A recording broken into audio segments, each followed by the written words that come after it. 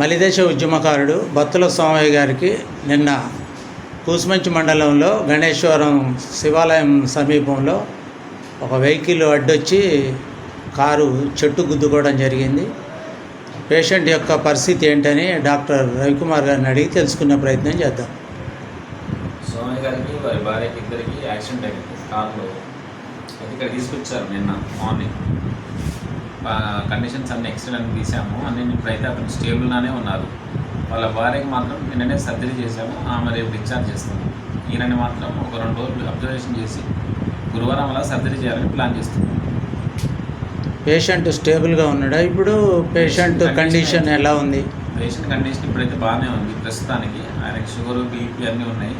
అన్నింటినీ కంట్రోల్ చేసుకొని వస్తున్నాము. అది వచ్చిన తర్వాత గురువారం సర్జరీ చేయాలనేసి. ఓకే సార్ డాక్టర్ గారు.